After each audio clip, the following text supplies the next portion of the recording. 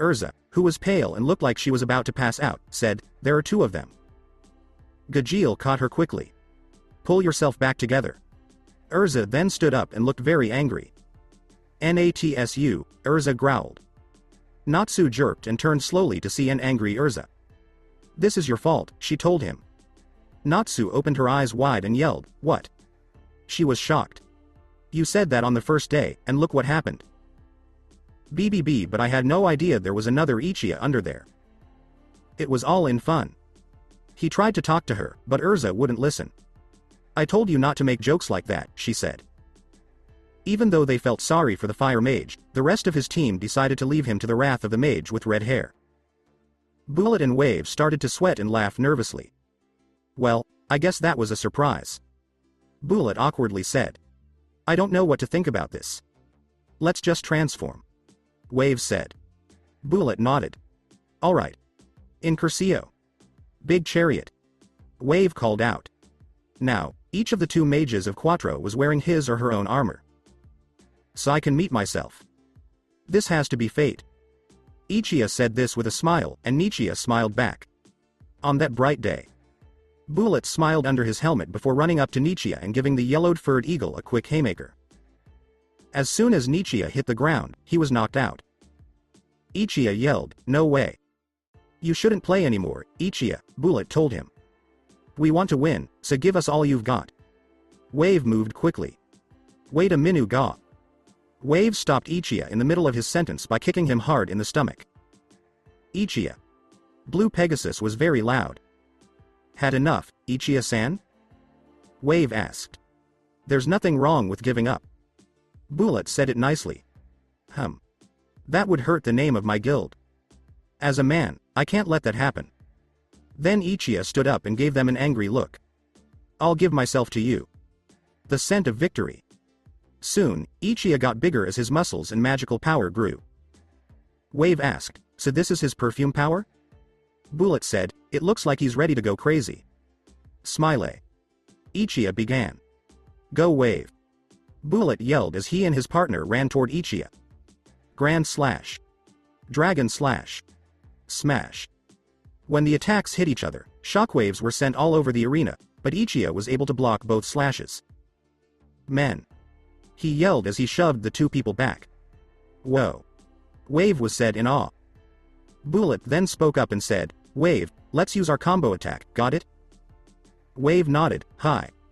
Then Bullet started to glow for a few seconds before going away. Everybody yelled. "Where in the hell did he go?" Yelled Natsu. Ichiya started to look around, but then he got punched in the cheek and flew a few feet. He turned around and saw Wave just standing there. Then he got hit in the stomach and got kicked in the chin, which sent him flying across the arena again. Everyone from Blue Pegasus yelled, "What the hell is going on? What's hitting him?"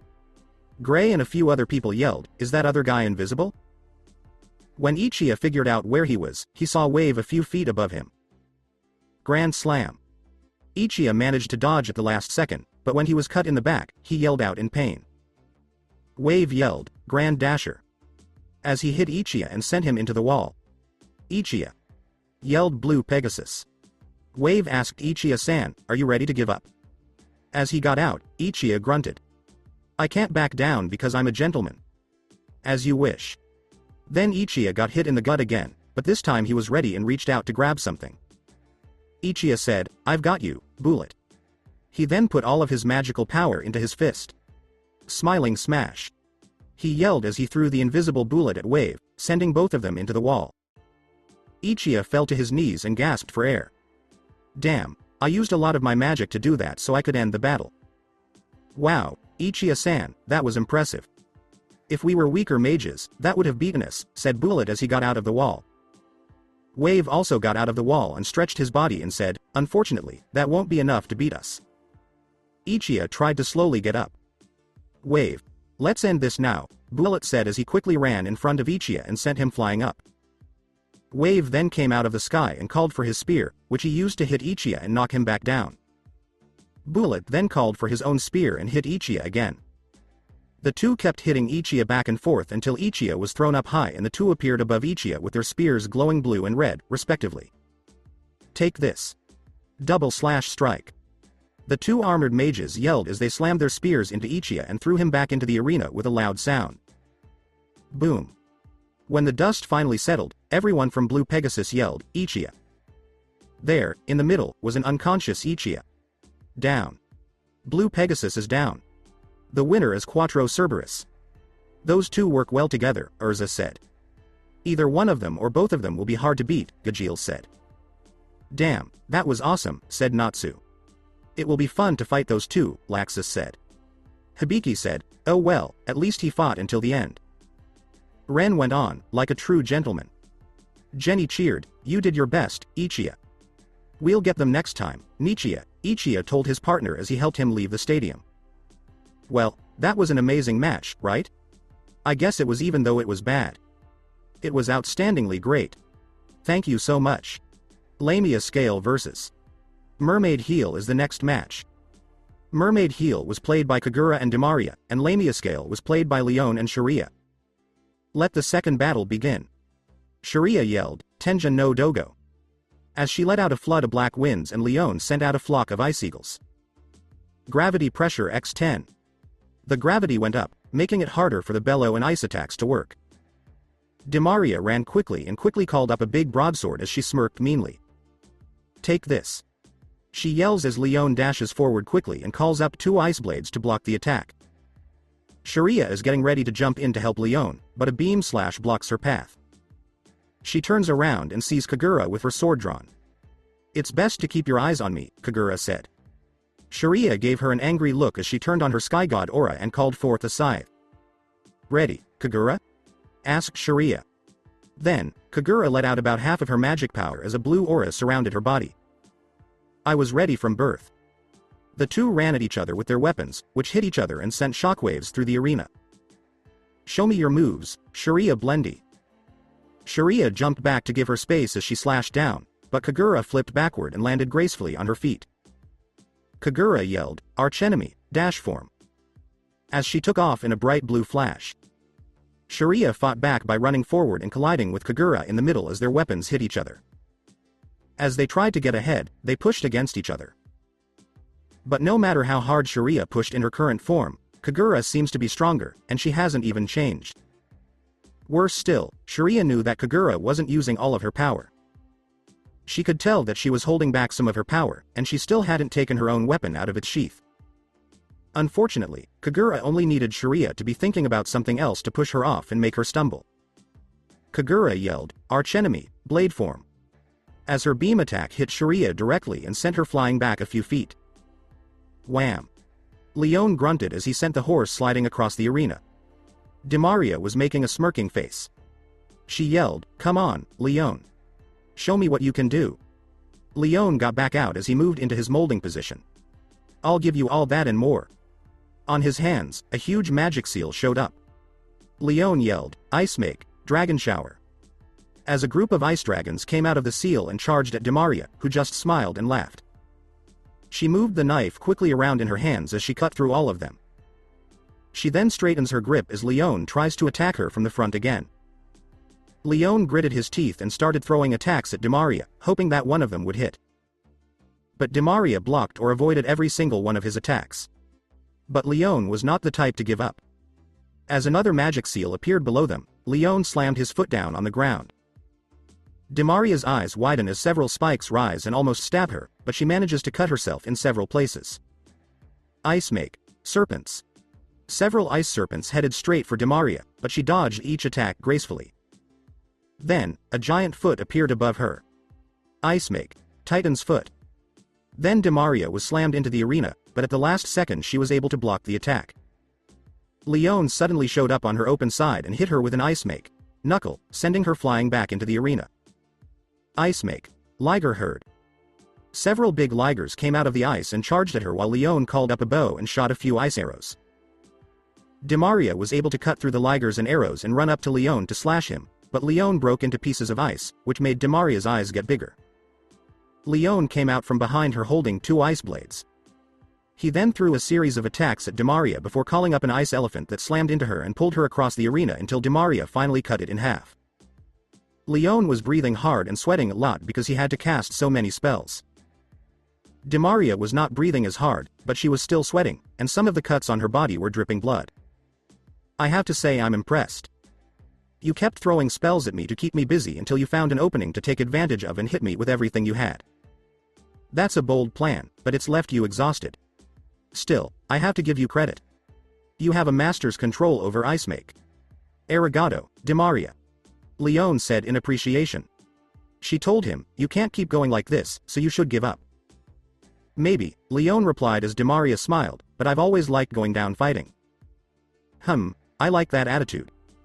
If you keep me amused this much, I'll give you a rare chance, said Demaria as another large seal appeared. Demaria smiled and said, I'll use my best weapon against you. Out of a seal came a broadsword with a blue blade and a golden edge. The sword had a semicircular guard on the left side of the handle that goes to the bottom just above the pommel, and a small extension on the right side of the handle. When they saw the blade, the eyes of everyone who knew about blades grew wide. WHO gave her that knife? Urza and a few other people yelled. Makarov said in shock, I can't believe someone actually has that blade. What's wrong, Urza? Natsu asked. Do you recognize that knife? Laxus asked in an interested way. Yes, that's Durandal, the legendary sword. One of the great blades that the famous wizard Merlin made. Urza said, that blade can easily make its user an S-rank mage, and it's strong enough to cut through a dragon's scales. Her team's eyes widened in shock. Gajeel said what everyone on his team was thinking, holy shit. A blade that could cut a dragon, Natsu said, amazed and a little scared.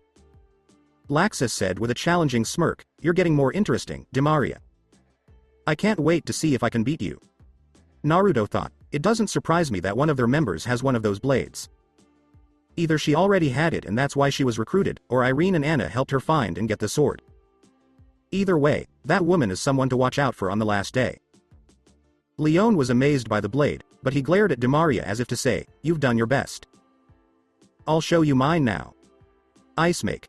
Yamada no Orochi. Leone yelled as he slammed his hands down on the ground. Below him, a huge seal appeared, and out of it came a huge snake with 8 heads. Everyone was amazed by how big the snake was. Sugoi Leone, Gray said. Several people in the stadium said, damn, that's amazing. Naruto laughed when he saw the huge structure that Leone had made. You would be proud of how far your students have come, he said quietly. Demaria was surprised, but then she smiled and said, I'm glad to have fought you, Leone.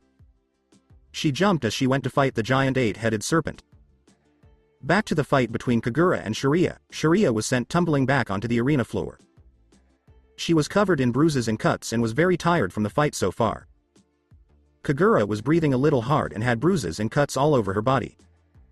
It was clear who had the upper hand. Sharia turned around and saw Leone on top of the serpent. She looked back at her opponent and said, I need to beat her so I can help Leone. Sharia stood up and her aura, hair, and eyes all turned blood red. She muttered, God Force, and Kagura's blue aura surrounded her again. She was now using 100% of her base form, but she wouldn't release her sword yet because that was for Urza. She also wouldn't underestimate Sharia because she knew what she was capable of. Gravity Release X20, she muttered as a black aura surrounded her for a few seconds before going away. She then tapped her blade. Gravity Curse X2, she muttered as a black and blue aura surrounded her body and blade before going away. Sharia, you ready? Sharia, are you ready? She asked. The two dashed forward again, but this time Sharia disappeared in a blur. Kagura used her dash form to avoid a hammer kick from Sharia before the two disappeared into blurs and started to crash into each other several times. The two landed on top of each other as Sharia called up her scythe again, but she could tell right away that something was wrong. Kagura was getting faster and Sharia was getting slower. Sharia pushed her form further and pumped as much magic as she could into her legs as she dashed again. Sharia swiped with her scythe again, but Kagura dodged. Sharia used her scythe as a platform to jump right in front of Kagura and hit her with a roundhouse. Sharia yelled as she threw Kagura away. She didn't know it, but for a split second, a black aura covered her.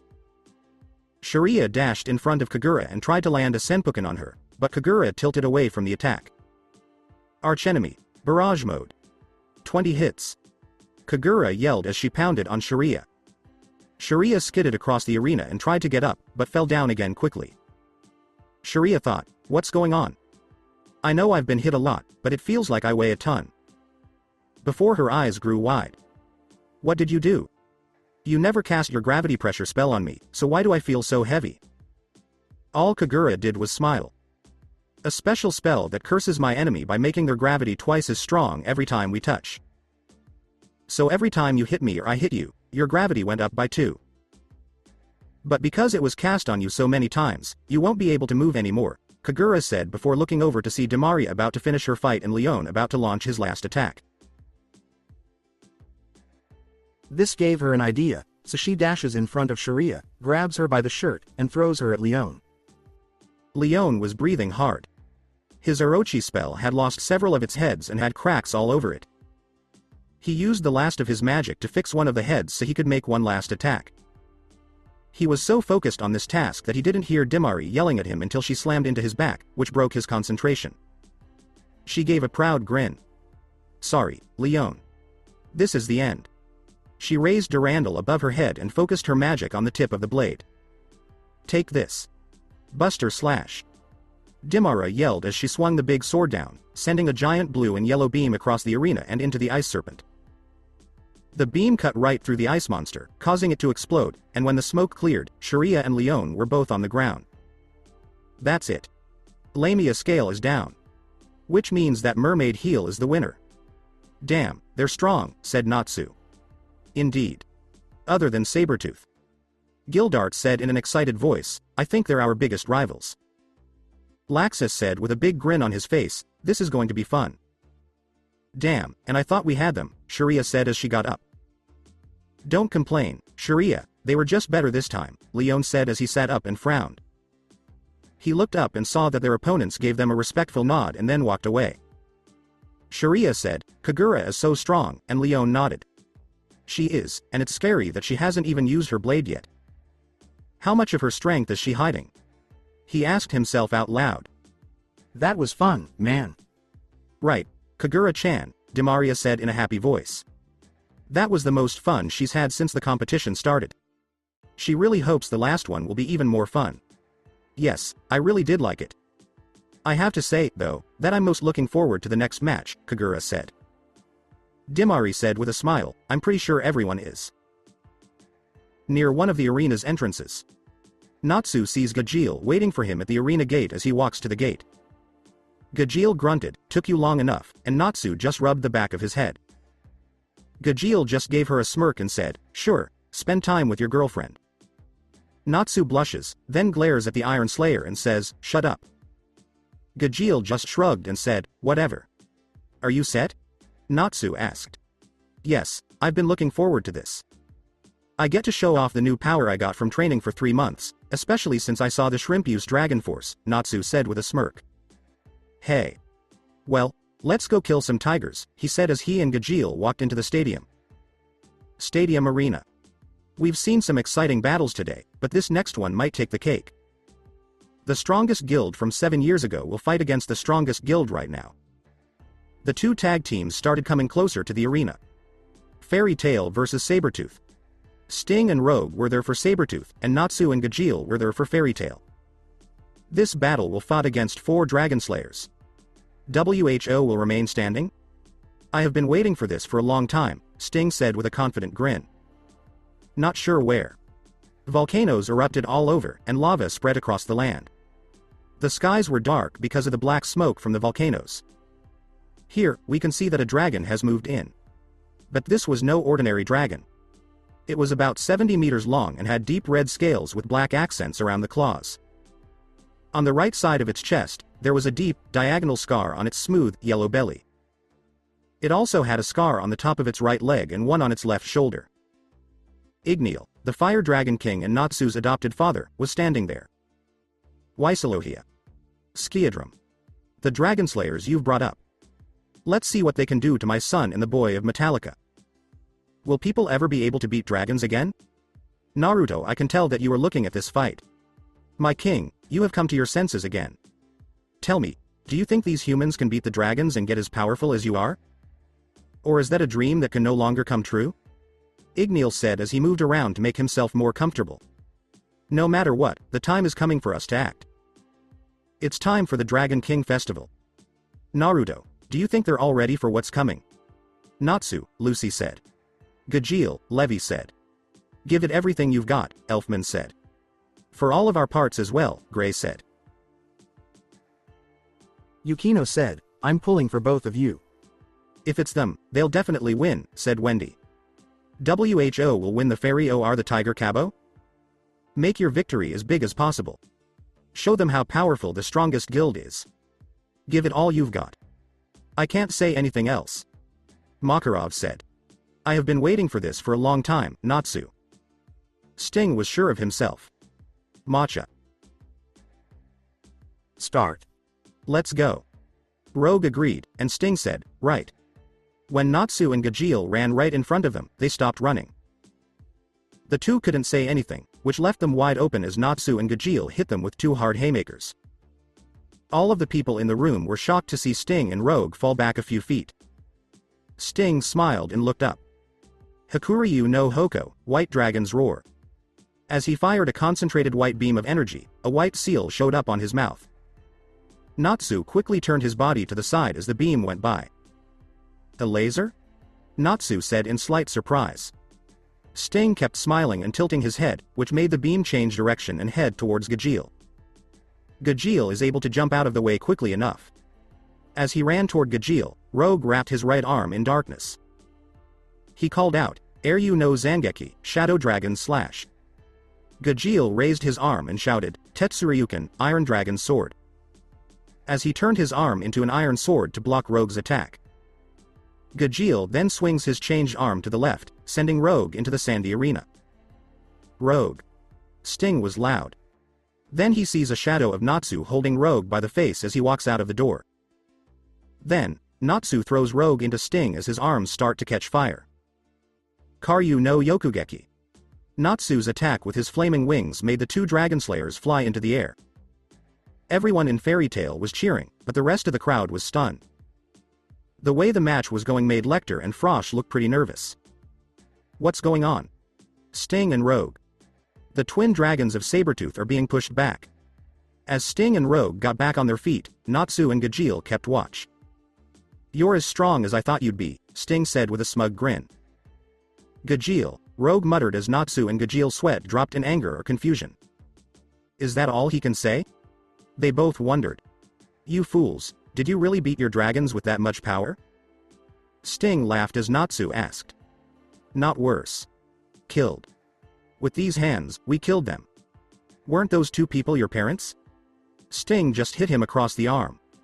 That has nothing to do with you. From now on, we'll show you the power that killed a dragon. As his and Rogue's magical power started to grow a lot, Sting said. Sting's hair started to get spiky as he was surrounded by a white aura. Rogue's hair went from being shaggy to spiky as a shadow aura spread out from his body. White Drive, Hoedo Doraibu. Shadow Drive, in Japanese.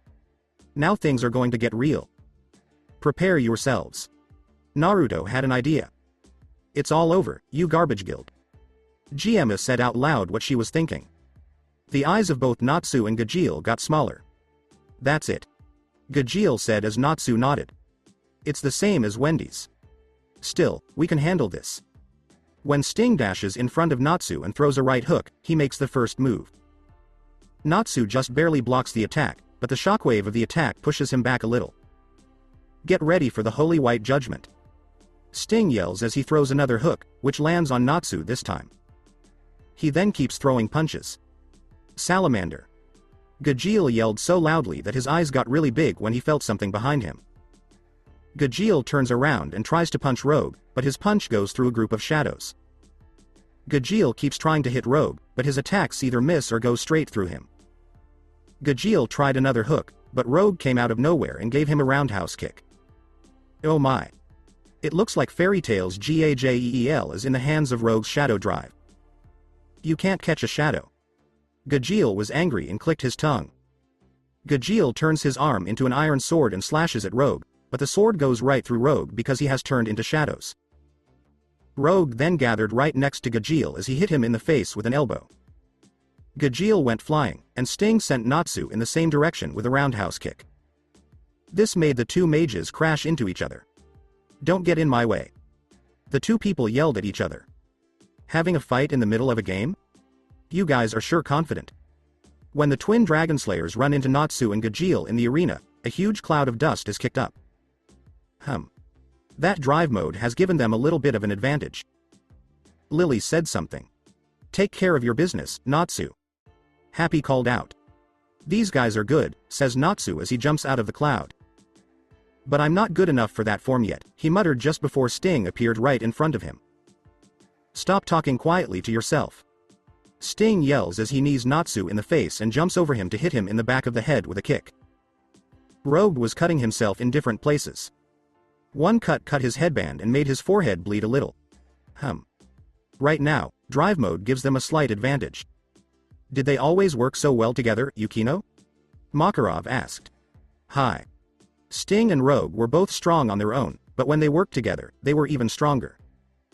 That's why everyone in the guild thought they were the best tag team. Makarov nodded and then asked our favorite blonde king, Naruto, what do you think? That drive mode isn't even close to what it would be like if those people had actually trained. I swear they're as cocky as the Dragon Emperors, but at least they're strong enough to back it up. Naruto was grumpy. When he saw that everyone was looking at him, he blinked. He finally asked, What? What are the Dragon Emperors, Naruto? Makarov asked. Naruto opened his eyes when he realized he had said that out loud. Oh well. He sighed in his mind. It's not like it will hurt much. The Dragon Emperors is a name for 5 elder dragons in particular. These older dragons are the offspring of Giratina, the queen of the Makai. When Makarov and everyone else in the area heard this, their eyes grew big. Many elder dragons are worshipped like gods because they are the children of a primordial.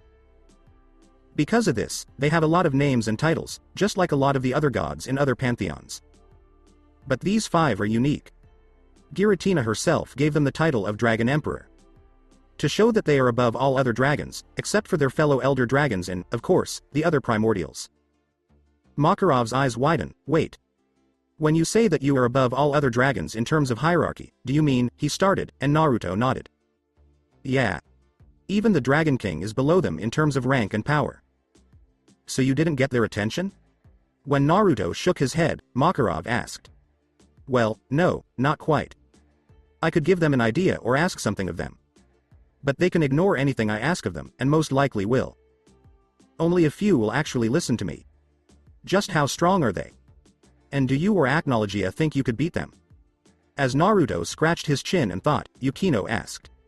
Those are elder dragons. Their power was stronger than anything most other dragons could make. The original Dragon King was the only Dragon King before me who was stronger than those 5. I honestly don't know about myself or Acnologia. I have never seen them fight like this, so I don't even know how strong they are. So I don't know how that fight would end if either of us fought them. Even though most of them are proud, they tend to keep to themselves and don't brag about their power or start fights unless they are provoked. Well, except for one who is totally crazy about battle. Makarov and the others thought about what they had just learned about dragon culture. They wondered where those 5 people could be right now and if they would ever see them again. They really hope it wasn't as enemies but as friends. Makarov then asked something that had been on his mind. Can these emperors take on a slayer like the king and queen did for you? Everyone was shocked by how ridiculously strong someone who had killed an emperor could be. Naruto looked at Makarov. Elder dragons have never taken a slayer before, but it's not impossible for one to do so. But, as far as I know of at least one person who kills them. If they did, that person would be known as the strongest slayer on Earthland. I don't even know what would happen if I fought them. What he said was all true. He was being honest when he said he didn't know how strong the Dragon Emperor or their slayer was, so battle between them would be uncertain. He didn't even know where those 5 were right now, and when he asked Giratina, she said she wasn't going to tell him anytime soon. Let's pay attention to the game. You should all cheer for your own teammates. Naruto said. Hi. Everyone shouted as they looked back down at the arena. This isn't as exciting as I expected, said Orga. The 2 from Fairy Tail don't seem to be in sync at all, Rufus said. Lecter said, they're in a spot where they have to win. Frosh agrees with you. Fro responded. Those 2 look like they're having trouble, Porlyuzica said as everyone watched the fight through a lacrima vision set up in the infirmary. Don't worry so much, Grandini, Wendy said. Poor Lyuzica sighed in defeat because she knew Wendy would never stop calling her that, and she would never tell Wendy that she liked being called that by her. Wendy, how can you be so sure? Evergreen asked. Because I know those two are stronger than this, and they can handle anything those two from Sabretooth throw at them. Natsu. Gajeel. Lucy whispered something to herself. Back on the stage. Sting keeps beating Natsu all over the arena. I've always looked up to you for a long time. Now is my chance to be better than you. Sting yelled as he hit Natsu in the chest with the claw of a white dragon, sending him flying across the arena. Natsu. Gray yelled out in surprise. Urza's eyes got narrow. That last attack was off in some way. Urza had a thought in her mind. Natsu was going to move, but then he realized he couldn't. What in the world? Why am I stuck? Natsu said out loud, I wonder. Sting looked kind of proud. Take a look at what's in her stomach. When Natsu looked at his stomach, he saw a sign. What in the hell did you do to me? Natsu demanded. The white dragon's claw is a holy attack. A body that is marked by stigmata can no longer move freely. And with this, I'll be better than you. Sting was loud. When he got back to Gajeel, he still couldn't hit Rogue. Rogue says behind Gajeel, the dragon that turns into shadow hides its form. After Gajeel tries to hit him again, Rogue goes away again. Will always kill its prey, says Rogue as he appears above Gajeel to crush his head with a fang, but Gajeel grabs his arm. Is always going to come down, huh? Gajeel said as he gave Rogue a dirty look. Gajeel's magical power rose all of a sudden and iron scales grew all over his body. Ho, he hasn't used that spell in a long time. Makarov mused. Lily said, it looks like Gajeel is used to his opponent and wants to get serious. That's what Natsu will do, too. Natsu, go get them. Happy yelled, and Natsu smiled, but Sting was getting closer and closer.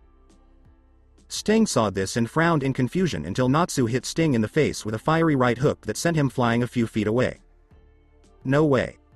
What are you doing? Sting yelled and looked at the sigil. To his surprise, it was gone and smoke was coming from Natsu's stomach. You burned it off, Sting told him in shock. Natsu wrapped his hands together. Not bad at all. Still, you have a long way to go. As his magical power grew, Natsu gave a speech while surrounded by a fiery aura. Like Gajeel, Natsu was now in his base form all the time. It looks like the two of them are getting serious about this now, Makarov said. Mavis said, even though they still seem to be holding back. Naruto said, I think they're trying to force those two into a corner, so they use their best cards. Don't be so arrogant, brat. Don't make fun of Fairy Tail or look down on it. Gajeel yelled as he slammed his elbow into Rogue's face and then hit him with a hard fist. This sent Rogue flying into the arena wall at the same time that Natsu's fiery claw sent Sting in that direction. Romeo cheered, just like that, go. Go. That was really great, Gajeel. Levy said. Take a deep breath, Levy. I can't breathe. Lily squeaked. Oh my. The way this battle is going has changed again. Sting climbed down from the wall and smiled at Natsu. You guys are really great. That's why we need to give it all we've got and more. Sting said this as he moved into a battle stance and started to let out a lot of magical power. Damn. Can you feel how much pressure he's putting on you? It's crazy. Romeo said as he started to sweat a little bit because of how powerful he felt. This could be. Happy muttered. Oh my, what do you make of this Ujima-san? Sting is concentrating all of his magical power into a single point for a devastating attack. Natsu started to concentrate all of his magical power into his fist. If Naruto and Laxus can do it, so can I. He thought with a smile, so can I. Metsuryu no Ogi, Holy Nova. Karyu no Hoken. Breakdown Fist of the Fire Dragon. When the two attacks of fire and light hit each other, they caused a huge explosion of white and red that blew up the arena. Sting was the first person to come out of the smoke.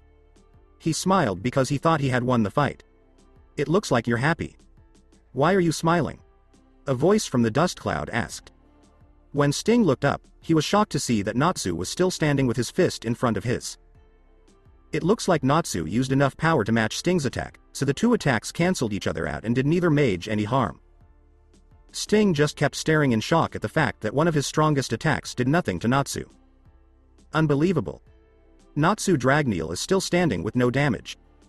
Lecter, who was surprised, said, "That's not possible." "No way," Orga said in shock. Rufus said, "I don't remember that attack being held off like that." "I see. So this is the power that has been missing for 7 years. No wonder he walked into our dorm with such confidence. I wonder how things would have turned out if I hadn't stepped in." She thought to herself. "Gajeel." Rogue yelled, but Gajeel just hit him with one fist and sent him flying back. "Rogue." Sting yelled out of worry. That's how far they've come after 3 months of training and the release of their second origin, huh? Maybe both of them will be ready for the trials again in December. Makarov said to himself. Soon. Those two cocky fools will have to give up their last ace. Naruto mused. Ujima-san. What is going on? Ujima keeps judging the arena as Natsu and Gajeel beat Sting and Rogue on the other side of it. Their levels differ by far too much. Right now, it looks like they have the upper hand, Elfman said. They will definitely win, right? Evergreen asked. Not yet. They have one more trick up their sleeves. Wendy said. They'll get it. I'm sure of it. Lucy said in a sure way. Back on the stage. Now that it was getting dark, Sting and Rogue were on the ground and breathing hard while Natsu and Gajeel stood there and waited for them to get up. They knew this battle wasn't over yet. WHO could have thought that the twin dragons of Sabretooth would get so beat up. Is this all there is? This is. Like hell. It's not over yet.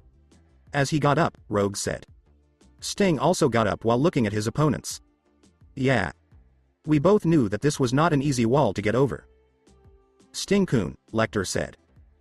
I know Lecter, Sting said as he thought back to a scene of a young blonde boy with maroon-colored hair playing on a grassy field. Sting's magic suddenly went through the roof. Soon, Sting had a stronger aura, and a lot of his body was covered in white scales. His eyes also got a dark blue glow. Rogue also had black tribal markings on his body that looked like scales. His eyes were bright red, and he had a black aura around him. Natsu, Gajeel, and a few others made their eyes smaller. There it is, said Natsu. Looks like all the fun and games are over, Gajeel said. Minerva said in a confident voice, fear the power of the third generation.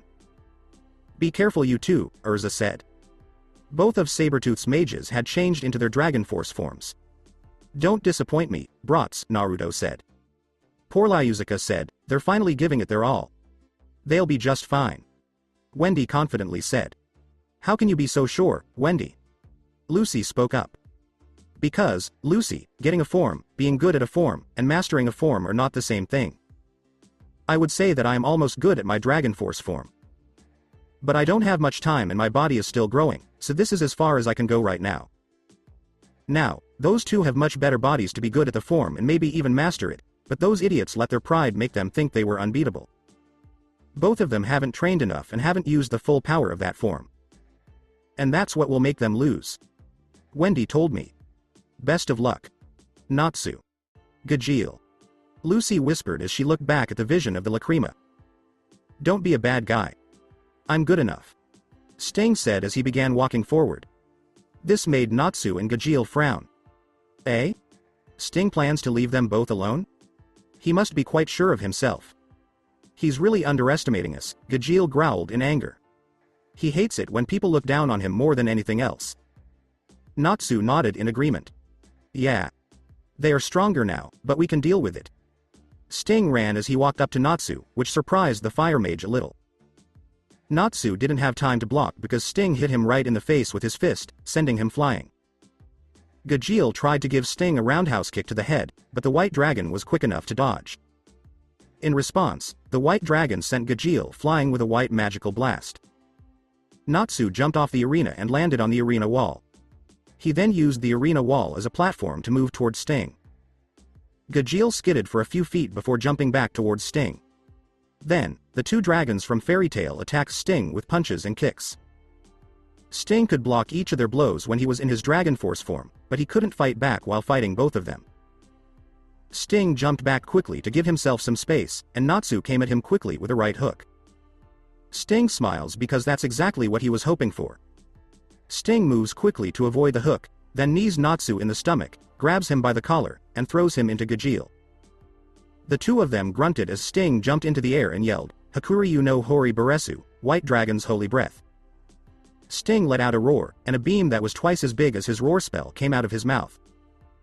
The blast hit the two and caused a huge explosion that shook the whole stadium. The attack was so powerful that it even caused the arena floor to crumble. Most of the people in the room yelled, "Holy shit." Several Fairy Tail members yelled, "Natsu. Come on, guys." Naruto had an idea. He knew that wouldn't be enough to beat them down.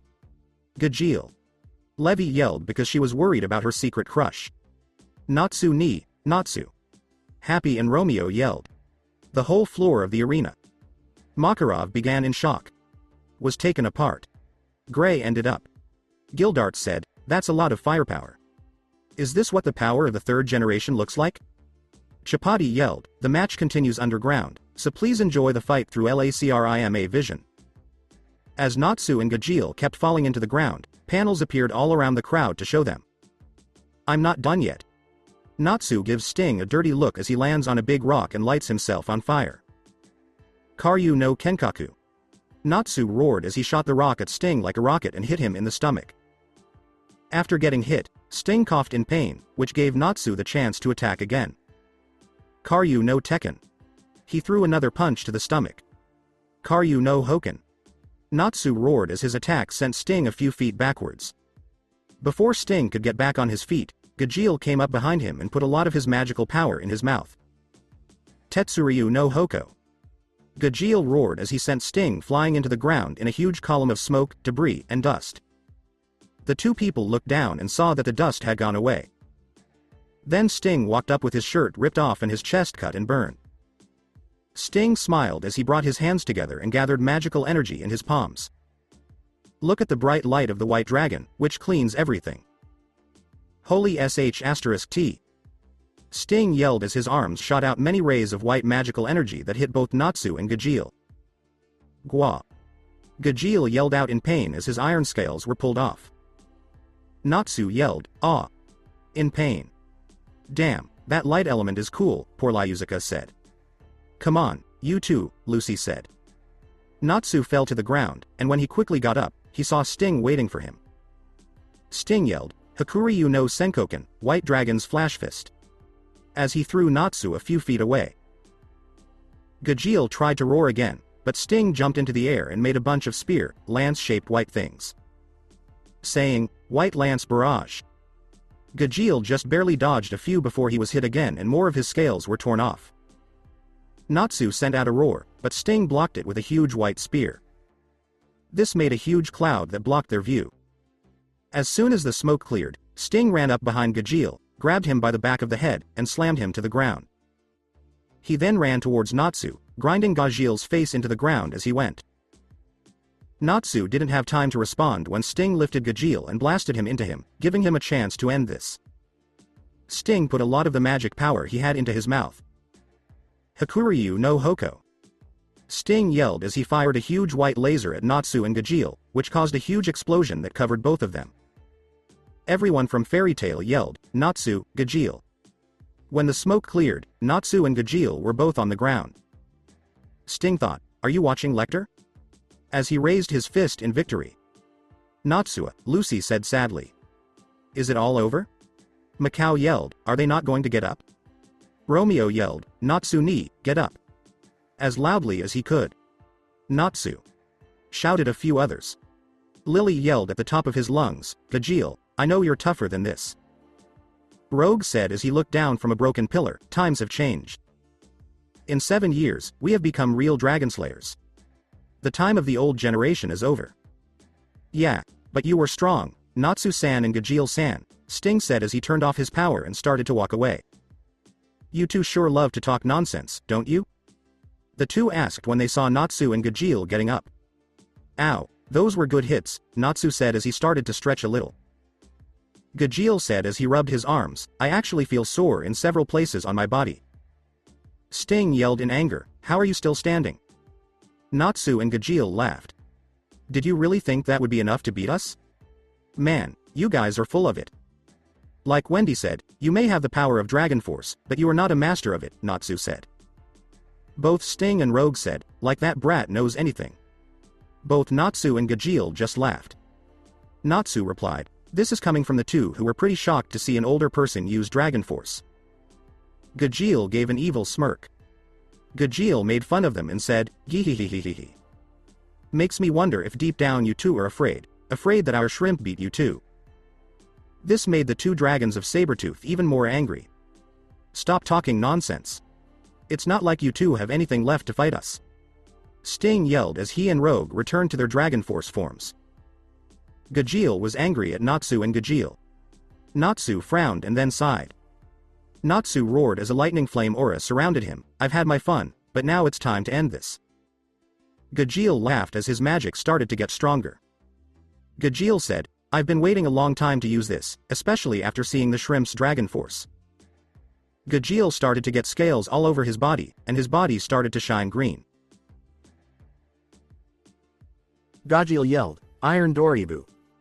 As his magical aura exploded all around him. Yukino was shocked to hear that Gajeel also had drive.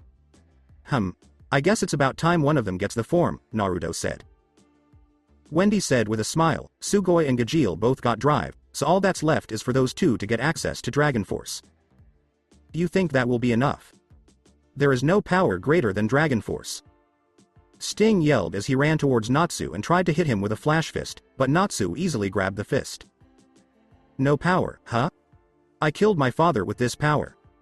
Nothing is stronger than this." Natsu then tightens his grip on Sting's fist, making him wince. "As I said before, the fun and games are over," Natsu said as he kept putting more pressure on Sting's fist. "For all my friends you have insulted and made fun of. For what you did to Lucy," Natsu said, looking up with angry eyes.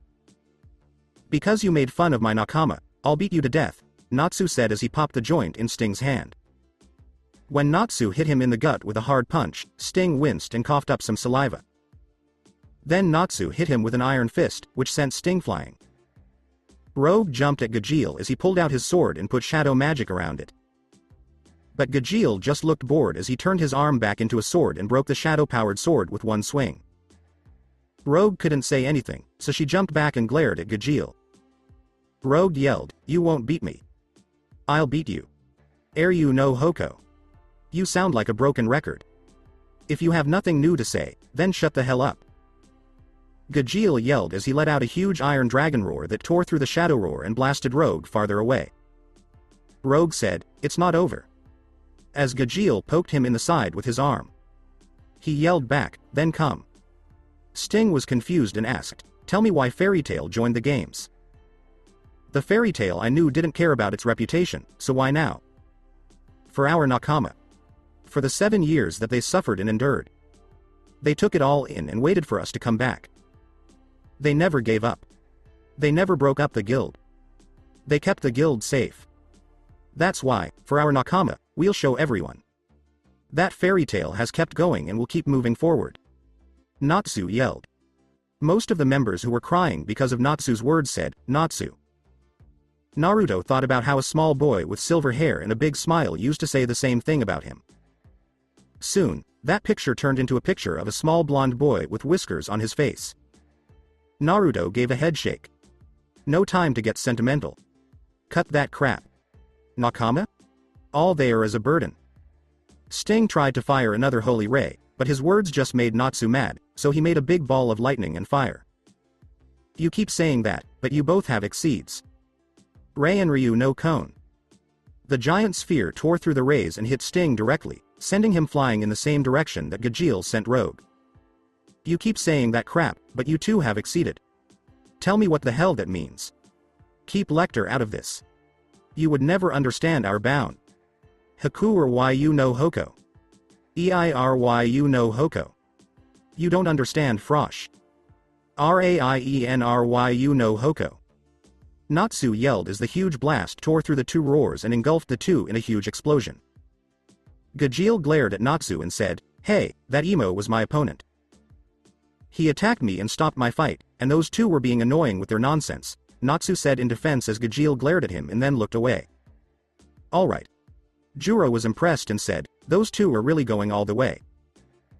Leon said, those two can be idiots, but when it comes to fighting, they're the worst people to face, especially if you get on their bad side, based on his experience fighting Natsu.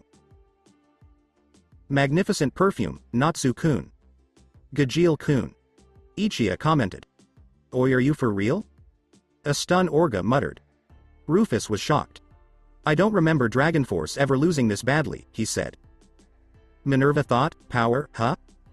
When the smoke was gone, Sting and Rogue got up slowly. Rogue yelled, Sting. As a huge sphere-shaped stream of shadows came out of his arm. Sting yelled, yeah. As he made another white sphere of magical energy. Then they started to push the spheres together, and the two different things started to mix. Hey, that's... Yup, it's a unison raid, Natsu said before giving Gajeel a look. Gajeel shrugged and said, want to give it a try? Sure, why not? Why not? The two started to charge up, knowing that this would be their last attack to end the fight. Gajeel yelled, Metsuryu Ogi. As he brought his arms together and watched them change into a huge black and gray cannon with a dragon's head on the end. Natsu started to move his power to his arms as the shape of his aura changed into a bird.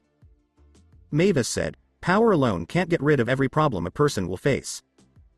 But when they have people who push them past their limits. Makarov started. They gain the power to get rid of any problem that stands in their way, Mavis said to end. Sting and Rogue turned the two sphere into a small black and white sphere. Holy Shadow Dragon Fang Flash. Unison Raid. Gajeel yelled, Karma Iron Dragon Cannon. As the giant beam of black and green magical energy moved toward him. Natsu yelled, Metsuryu Ogi, Gurren Bakuraianjin, Crimson Exploding Lightning Flame Blades. As he shot a spiral of lightning-covered flames.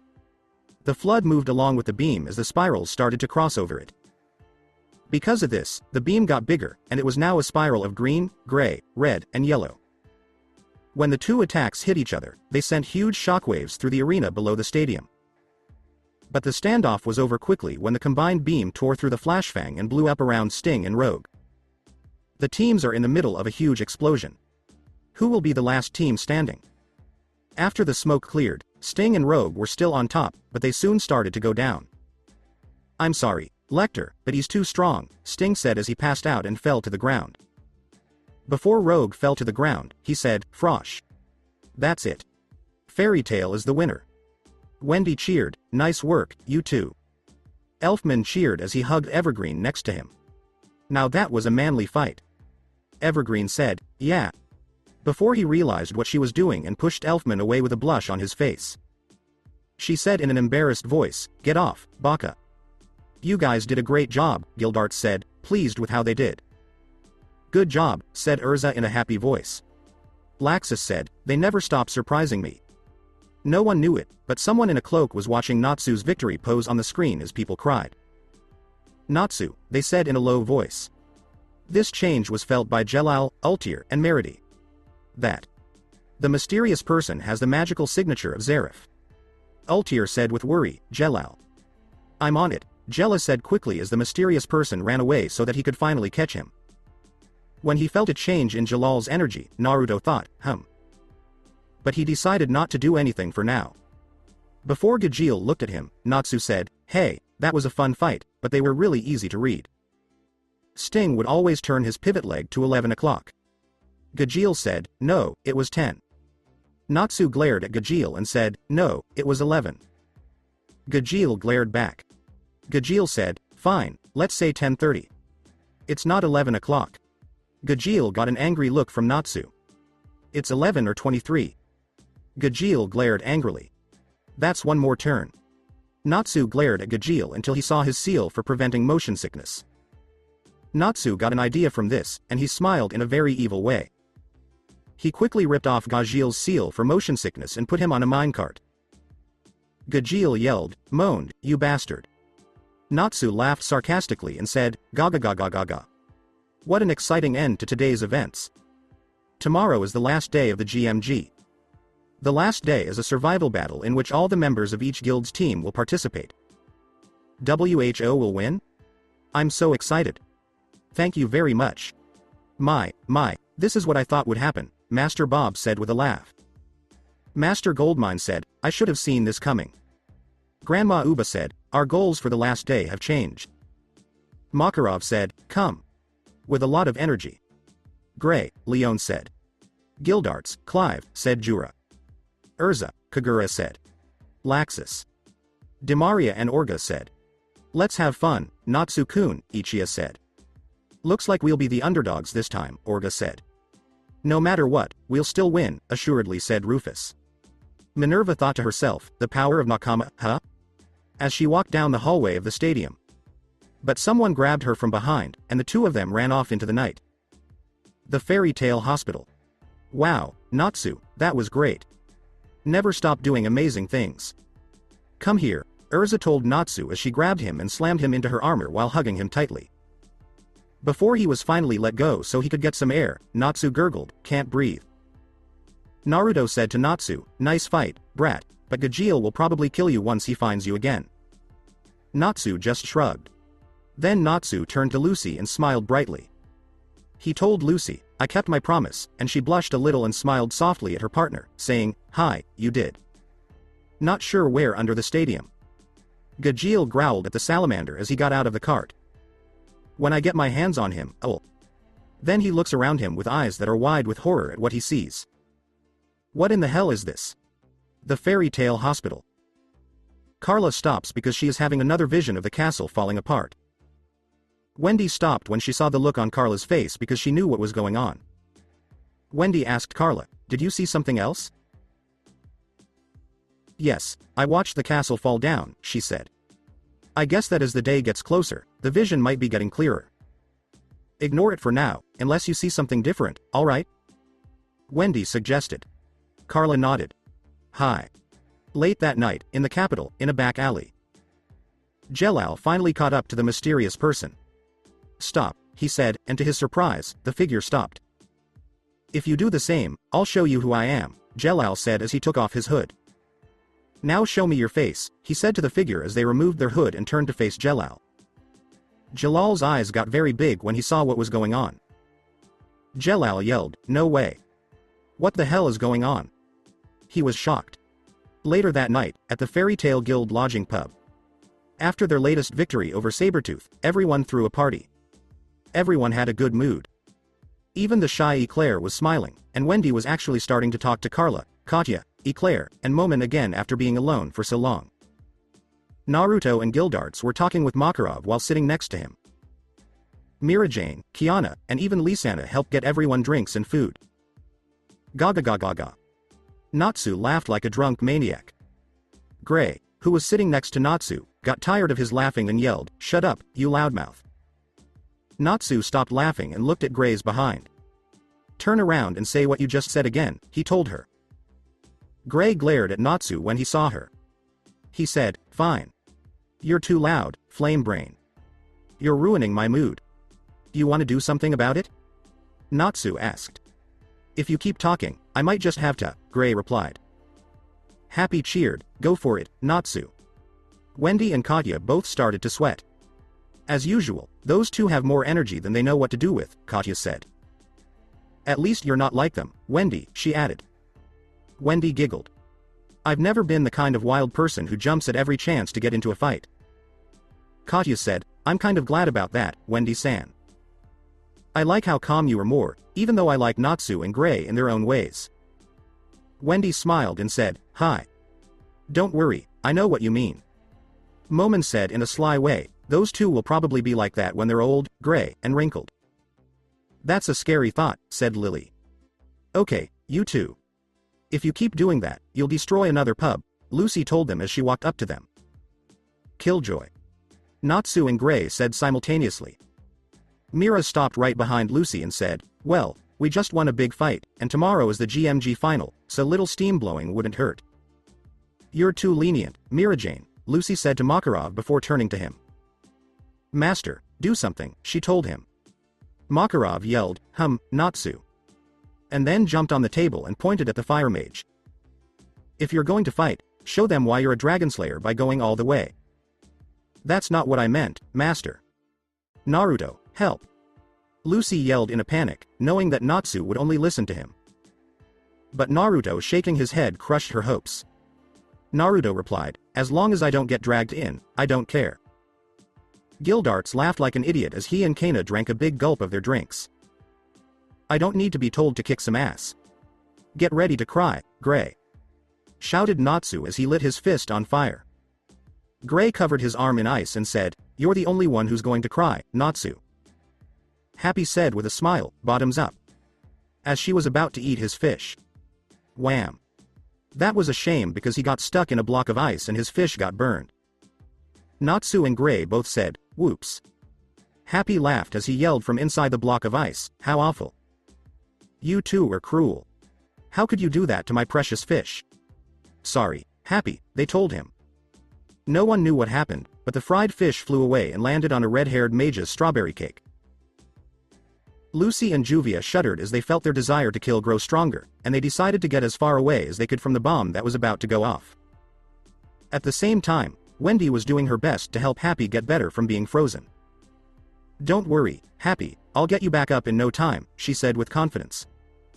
Happy said, forget about me. What about my fish? As Carla laughed. Carla told him, forget about the fish and worry about yourself. Natsu and Gray kept punching each other until they were grabbed by the tops of their heads. Urza yelled, enough. And slammed the two together. Urza, they said in a weak voice. Urza yelled at the two, you idiots. Tomorrow is the final battle, and you're wasting your energy in this pointless fight. More importantly, you ruined my cake. She yelled as she called up a big buster sword in a funny way. The two yelled, have mercy. But Urza wouldn't listen. She said in a dark voice, there will be no mercy for you tonight. The door to the pub opened before she could move, and everyone turned to see an angry Gajeel. Finally, I am out of that hellhole, he growled. Gajeel just gave him a hot look when Natsu walked up to him and asked, geez, what took you so long? You jerk. It's your fault I took so long to start with. He yelled. Natsu just gave him a shrug. Natsu replied, maybe you were just too slow to react. Also, think of it as payback for day 2. Gajeel growled, grr, and then let out a sigh. Forget about it. I have more important things to talk to you about. Natsu just raised an eyebrow at this. What's this all about? He asked in a confused voice, but Gajeel just shook his head. Gajeel said, not here, just follow me. He then turned to Wendy and said, you too, shrimp. Gajeel then left the pub.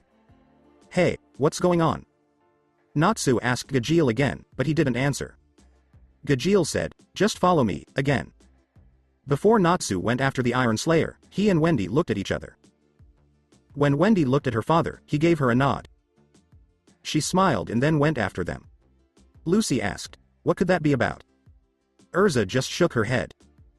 Gray said as he went after them, I don't know, but I'm going after them. Lucy yelled, wait for me, Gray. As she ran after him with Yukino close behind. Lucy-san. Naruto sighed. He knew where they were going, though. Then he looked at Urza and Laxus and said. Urza, Laxus, go after them, he said. The two looked like they didn't understand why they should go. Laxus asked, why? They can handle themselves, and Urza agreed. Yes, but this could teach you both something, especially since you both have magic. Laxus and Urza paused as they understood the message. This must have something to do with dragons and the people who kill them. The two gave each other a nod before following the others. Naruto sighed and looked down at his drink. I wonder if they'll be able to handle what they'll see, he muttered as he drank his drink. The day that was promised is coming. Lodging for the Sabretooth Guild. Wham. Gemma yelled, I told you, you little brat, that if you failed me, you would have to go through a lot of pain.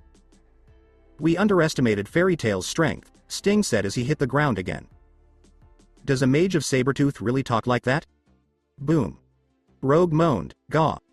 In pain. Gemma yelled again, take off your marks. You don't deserve them. Enough. Everyone turned around to see Dobangle staring at Sabretooth's master. Gemma gave the ninja mage a low growl.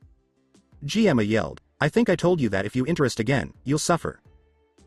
Dobangle grabbed the handle of his sword and said, I told you that if you did this again, I wouldn't be as kind. Enough, Dobangle, Orga said in an annoyed voice. Dobangle replied, so you would side with the coward? He didn't pay attention to the blast mage's growl. Rufus said, Master makes the rules, and you know that, but Dobangle laughed. If I remember correctly, I told you all not to underestimate Fairy Tail, especially Wendy Marvell, but only Minerva listened. Today, you idiots made someone angry who could have killed you easily if he wanted to. Don't remember the disgusting things these weaknesses did. Gemma yelled as he slammed Rufus and Orga hard into the wall, making them both cough up blood. Rufus. Orga. Yelled a few mages. Gemma looked disgustedly at the members of the team and said, You fools were beaten by a complete nobody. I've never been so ashamed in my life to have such weaklings in this guild. That man is something you can't even begin to understand. To him, you and I are just ants that he could easily kill at any time, Dobangle said as the master's mouth started to foam. Gemma growled, You're on dangerous ground, Brat, but Dobangle just laughed. Like I could care less. Where is Minerva? Dobangle's eyes narrowed as he said, That's not your problem, boy. That worthless child needed to be taught again how stupid she was. I will not ask again, what did you do to her? He asked in a dark voice, and Gemma snapped. You dare to threaten me? You're just like the rest. I will have your heads for this. I will personally rip off your guild marks. Lecter yelled, Master wait. As everyone turned to see him show up on Gemma's left side. Sting-kun and Rogue-kun did their best. He may have lost, but I am proud of Sting. I think he learned a lot from this loss, and it will make him stronger, Lecter said, trying to get the master to see sense and save his friend from another beating. Sting whispered, Lecter. He was glad to hear that his partner wasn't upset with how he did. Gemma asked, Who are you? Lecter blinked and then laughed nervously. I'm a member of the guild. Look at my Lecter started to say before he heard Gemma growling at him. I won't let a lowly creature bear my mark. He said as he blasted Lecter with magic. Lecter. Screamed Sting in shock. Lecter's smile was the last thing he saw before he died. Lecter's last words before he turned into nothing were S. Ting. Kun. Sting yelled, Lecter. As tears ran down his face. Then he screamed at the top of his lungs, gripped with pain and sadness over the death of his friend. Lecter's gone, Frosh said in horror as Rogue quickly grabbed him and held him close to protect him from Gemma's anger. Why are you crying? He was a worthless animal, Gemma said as he raised his left arm and filled it with magical power and got ready to hit Sting again. Slice. Boom. Gemma yelled out in pain, hhhhhhhh. As he looked at the stump that was his left arm. He looked down and saw his arm that had been cut off move a little bit before it finally stopped. You have gone too far now, Dobangle said as he cleaned the blood off the blade and pointed it at the now armless master.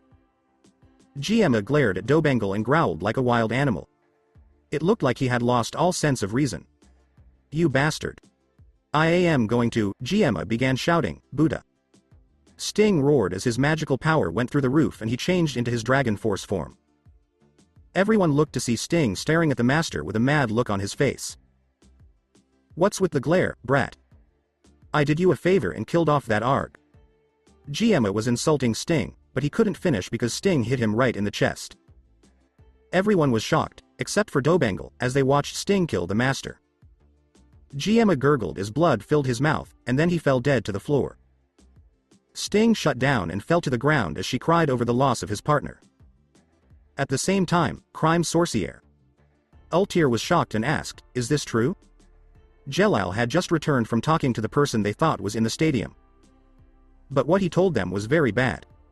I can't believe it, Meredy said in horror about what was going to happen in the capital. But when you put everything together, it all makes sense, Naruto's return, his warning about the disaster, and the Eclipse Gate. It all fits, Jelal said. It all makes sense, what Naruto told them and what the stranger told him. Ultir said, Now I understand why he didn't want to tell us anything. It would make us all go crazy over a hopeless situation. Things were going downhill fast. If this is what Naruto was trying to stop, they don't stand a chance.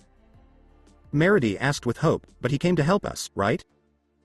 Ultir asked, or did he just come to save as many as he could? Jelal said, Given what we'll have to face, I won't blame him for doing it.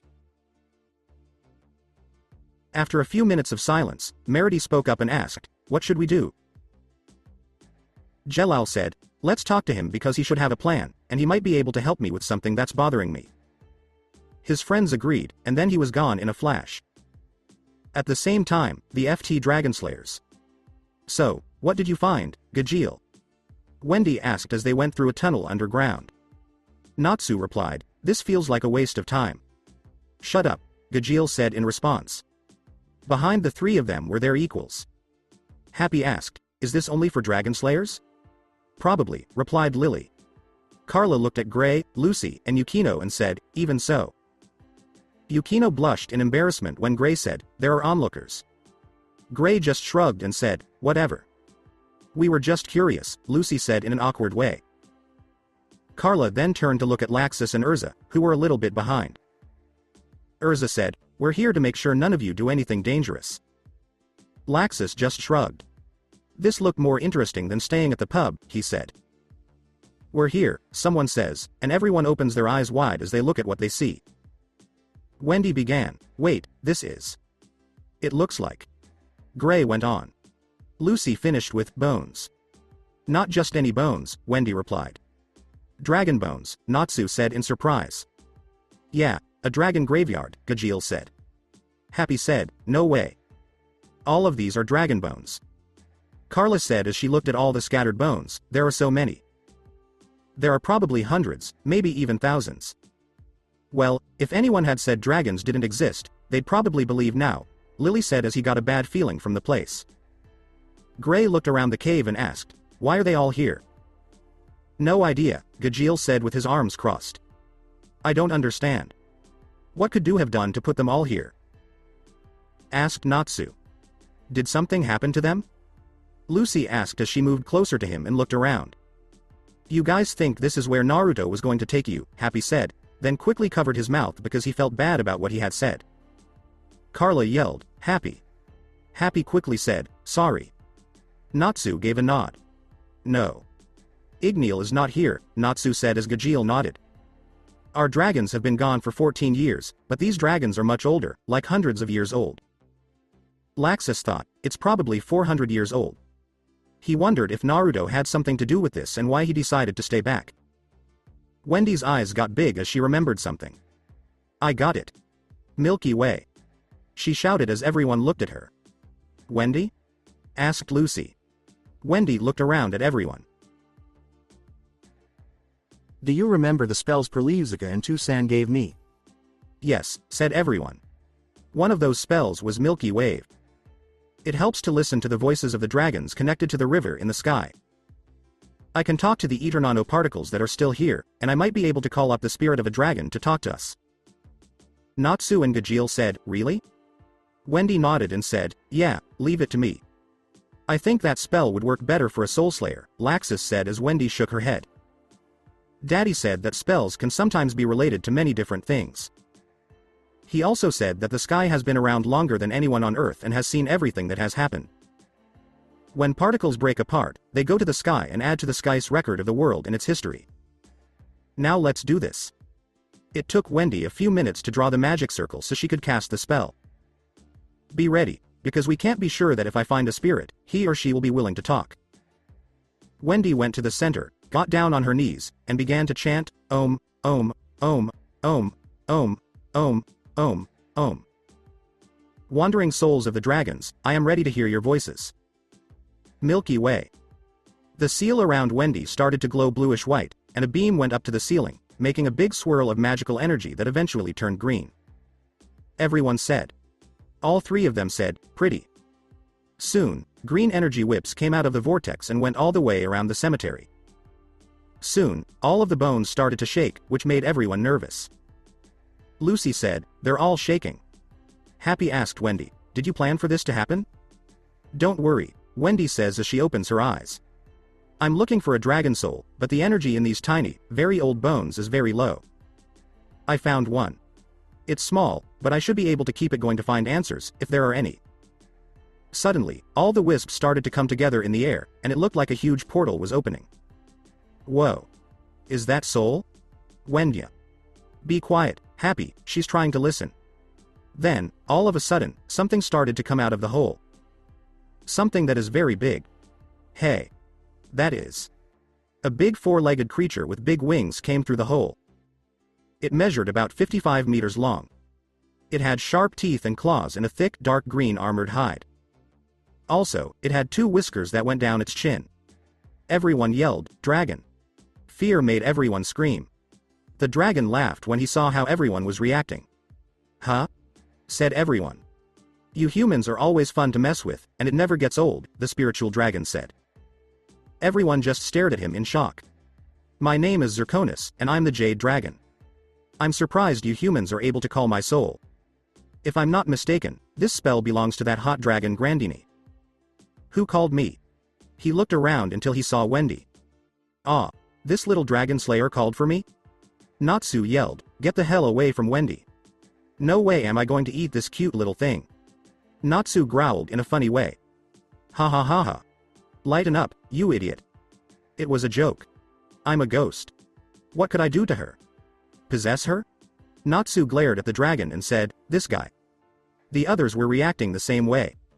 "We just had to get a crazy person," said Lucy. "Not a person, but a dragon," said Gray. Gajeel shot back, "To be more precise, a soul."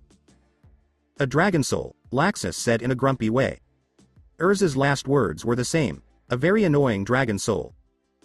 "Hi, my name is Zirconis, and I'm..." Everyone yelled, "You already told us." While Zirconis just laughed. It was so much fun to mess around with people. Natsu asked in a curious way, "How did you know Grandini?" "Back in my day, she was one of the most wanted dragons, but no one would go near her when her brother figure was around to scare people away.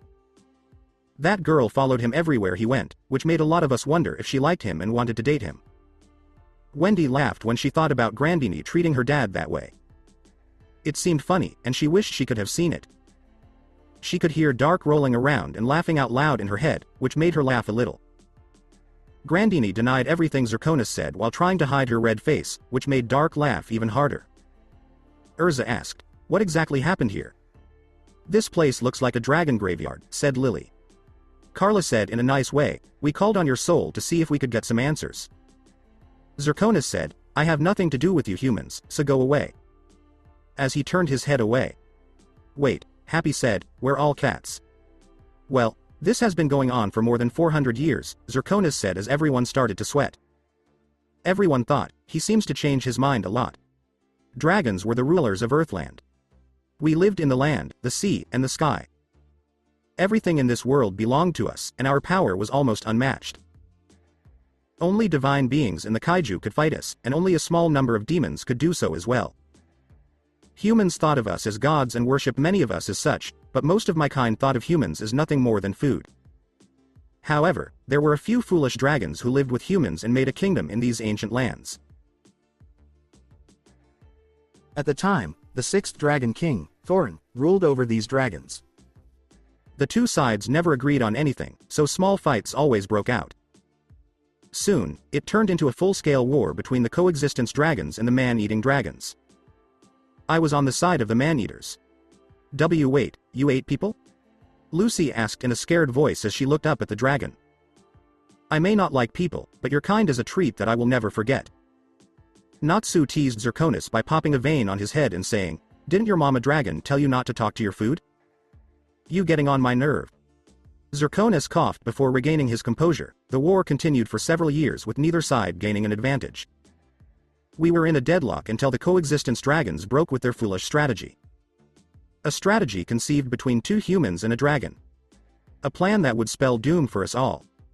They taught humans the magic dragons used to slay dragons. This was the birth of what you humans call Dragonslayer magic. Everyone looked shocked, but Natsu and Gajeel looked the most shocked. That's how the magic of the Dragonslayer was made, Lucy said. Happy asked Zirconis, so the first Dragonslayers were soldiers in a war? Zirconis said, That's right. That's right. The Dragonslayers had a lot of power, and it changed the course of the war. However, they made a mistake. Many of them got too powerful and cocky, and they started killing dragons that were on their side. They would come to regret that act of betrayal because it made him angry. Everyone blinked in surprise and asked, Who? He was one of the two humans who helped make Dragonslayer magic. You could call him the father of all Dragonslayers. When he saw what the traitors had done, he lost it. He went into a rage and went on a rampage to find them, and he did. He then killed every single one of them in a horrifying display of blood and gore that makes even a dragon like me shiver when I think about him. Nearly everyone's eyes got bigger in shock, except Urza's and Laxus's, which got smaller. Wendy frowned when she figured out who it was about. I still remembered when I saw him again. His eyes were empty sockets into a deep white void. His aura smelled like death, and his body was covered in the blood and flesh of my kind. I made the mistake of angering him when I killed another brat that was under his care. That mistake would lead to my gruesome end along with the dragons that were with me that day. Everyone glared at what they heard, and many of them thought he deserved it. So far, everything Naruto, father, told us about this fits. Laxus and Urza both thought, I wonder what else we'll learn. Everyone saw that Zirconis kept looking at Urza and Lucy. Urza's eyes got narrow, and Lucy's discomfort grew. Urza asked, what? But she already knew why everyone was looking at her. Now that I look at you too closely, you remind me of a woman I knew during the war. The same could be said about the blonde next to you. Everyone looked between the three of them, and Lucy looked very confused by what Zirconis said. Does that mean that one of her ancestors fought in the war and maybe even killed a dragon? But as far as she could remember, no one in the Heartfilia family had ever killed a dragon. So what could Zirconis mean? Urza knew that Zirconis was talking about her mother and Anna, but she didn't say anything because it wasn't the right time to tell that secret. Zirconis shook his head and looked back at everyone in the room. Anyway, as the war went on, he kept killing my people. He bathed in our blood and ate our flesh. He was a monster in every sense of the word. When the father said this, everyone turned pale, and Lucy and Yukino looked like they were going to throw up. His skin turned into scales, his teeth turned into fangs, his feet turned into claws, he grew wings and a tail, and he started to look more and more like a dragon. Almost everyone's eyes got bigger. A person turned into a dragon? Asked Lucy in fear. Why? Asked Natsu. Because that's what happens to everyone who uses Dragon Slayer magic, and it can't be stopped once it starts. I know that father turned into a dragon, but why do I feel like this story is going to end badly? All the dragons you see here are the remains of everyone that man has killed. That man, who used to be human, killed our king and became our new king. The war that was fought was called the Dragon King Festival. That man's name was Acnologia. He used to be human, but now he is a black dragon with wings of darkness. Everyone who didn't know the truth about Naruto felt like their eyes were going to pop out of their heads. They all yelled, what? Lucy yelled in fear, Acnologia. That thing was human? How could thing ever have been human? It attacked us for no reason, and we couldn't stop him. How could she not? That monster attacked her guild out of the blue. They tried everything to stop him, but nothing worked. Gajeel asked, how could that be possible? Natsu yelled, wait, that doesn't make sense. Naruto is the Dragon King.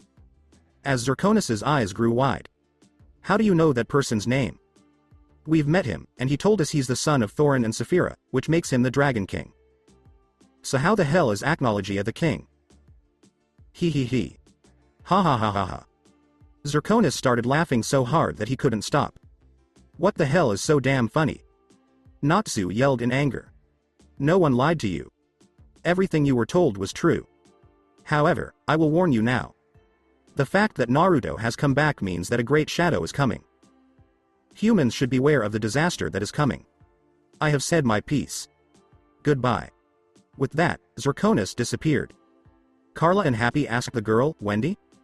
As they walked up to her. Wendy gave a headshake. I'm sorry, but his spirit is gone for good. Maybe we'll find peace in the afterlife. Or burn in hell, said Dark. Quiet, Dark. It's not a good idea to talk badly about the dead, Wendy told herself as she got up. But she stopped when she caught a whiff of something strange. Someone else is here. Gray said, well, that was one hell of a history lesson. Lucy said, I think that was too much, with tears in her eyes. Laxus said to himself, well, that was kind of a waste of time since I already knew most of it, but at least everything was confirmed. He wanted to ask Urza what she thought, but when he saw how quiet she was, he was worried. Urza?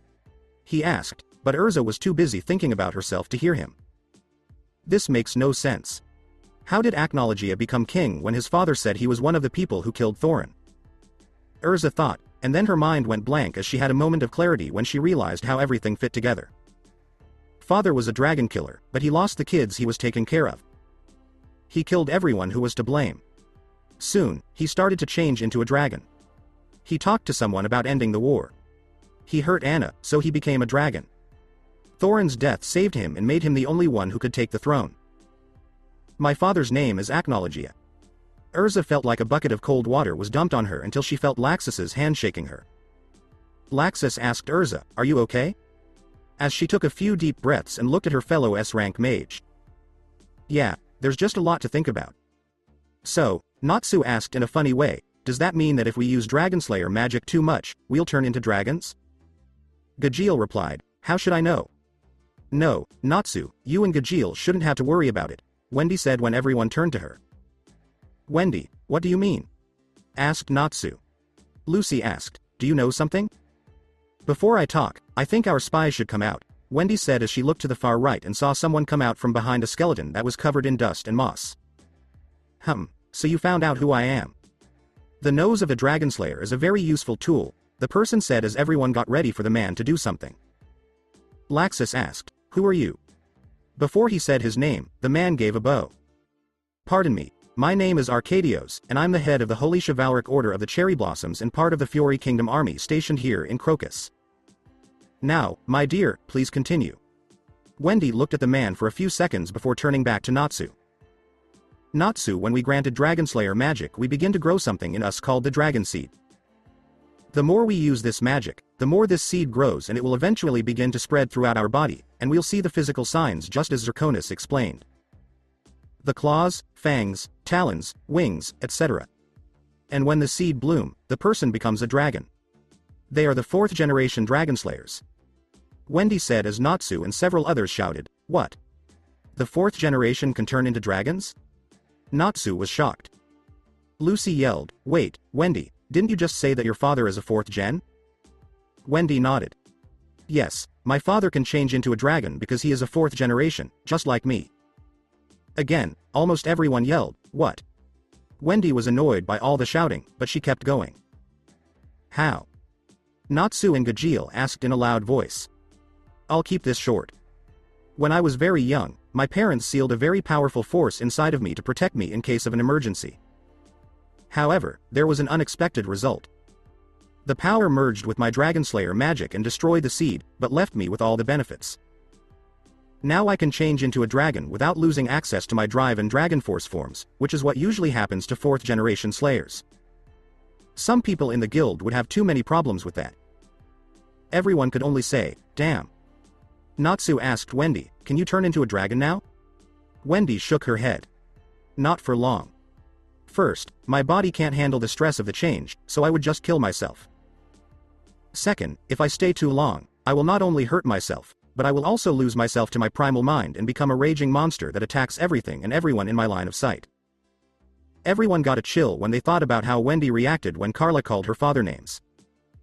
Then everyone thought about what would have happened if Wendy had really lost it when Lucy was hit. When people thought about Wendy going crazy in the middle of the stadium full of civilians and mages, their color left their bodies. They all shook with fear. "I'm glad you never turned into one, Wendy," said Gray. Wendy laughed awkwardly and said, "Yeah, isn't that a relief?" She knew they wouldn't like to hear that she was very tempted to go full dragon against Minerva for what she did to Lucy. "Yeah, they might not like that," said Dark. That's interesting.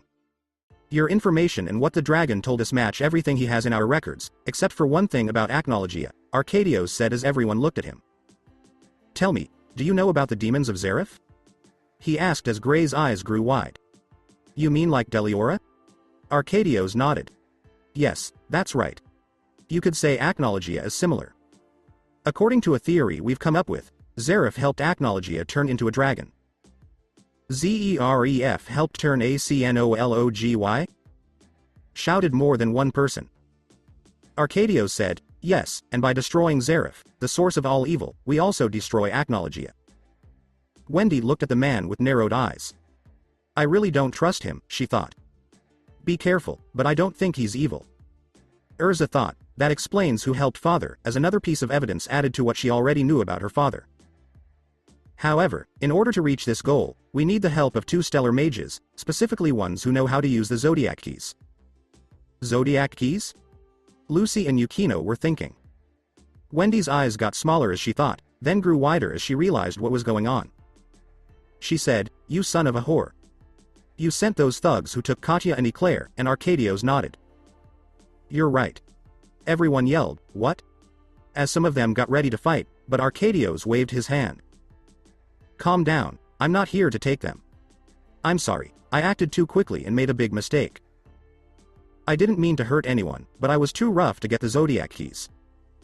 "I'm sorry," Arcadios said with a bow of his head. Everyone looked suspicious at first, but then they calmed down. Wendy asked, "What exactly is your goal, Arcadios-san?" Then Arcadios turned around and started walking again. "Please follow me, and I'll show you," he said. After an hour, in fairy lodgings, Arcadios took the group to see the Eclipse Gate, as it turns out. He told them that they would use this gate to open a portal that would take them 400 years back in time to kill Zeref before he turns into an immortal. Almost everyone in Fairy Tail had a big realization when they found out that the gate Carla saw in her vision was the Eclipse Gate. They also figured out that the magical energy that was doing harm was coming from the gate. Wendy asked if it was safe to mess with things like time travel, since they didn't know what would happen if they did. But some people, like Yukino, wondered if the bad things that could happen could be worse than the good things this gate could do. Arcadios told him that the 12 keys would open the gate when the moons were in line with each other. The gate will be opened on July 7th. Everyone was worried because Naruto had said he would tell them where the dragons went on that same day. This just made me wonder if these 2 things had anything to do with each other. Before they could say what they thought, though, they were surrounded by the army of the kingdom, which was led by Colonel, Minister Durton. He said that he had always been against this plan and that Arcadios, Lucy, and Yukino will now be arrested. Natsu wanted to help, but the Eclipse Gate drained him of all his magical power. The rest of the people were kicked out of the castle and told that if they won, they could talk to the king and get their friend back. Now that they're back at their room, they've told Makarov, Gildarts, and Naruto what happened. Gildarts said, "So the only way we can get Lucy and Yukino back is if we win the GMG, but Gray didn't seem to buy into the deal. The problem is that we don't know if they will even keep their word. They could easily betray us. Who the hell cares about all that? I say we go in and bust her out right now." Natsu shouted from where he was tied up. Makarov told Natsu, "Calm down. None of us likes this, either." Urza asked, "Master, Father, what do we do?" She had trouble saying, "Father," which Naruto noticed and made a note to ask her about. Makarov scratched his chin as he thought, "We can't act hastily because this is the king we're dealing with, but he shouldn't treat his people so roughly. These 2 things are being used as an incentive for us to win." Gray asked, "But why let us leave if we have such valuable information?" Laxus replied, "Because no one would believe anything we say. They'd think we were crazy, and I don't think anyone wants to start a civil war against the kingdom." Natsu finally got tired of sitting and pulled himself free. He yelled, "Stop talking and let's go save them." At the top of his lungs. "Settle down," Makarov said as he slammed his enlarged fist on Natsu.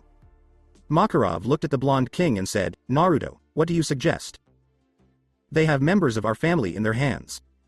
Considering who our enemies are, we can't attack right away without getting hurt." Naruto hummed for a moment before answering. "We need to show up at the games, because if we don't, they'll know right away. So we make 2 teams. One will take part in the games, while the other discreetly sneaks into the castle and saves Lucy and Yukino. If the GMG team wins, we'll see the king and get the girls back, but if they break their promise, our rescue team will get them out. That seems to be our best choice right now," Makarov sighed. Natsu shouted with a fiery look in his eyes, "I'm going to be on that rescue team." Naruto gave a roll of the eyes. "I already knew you would say that.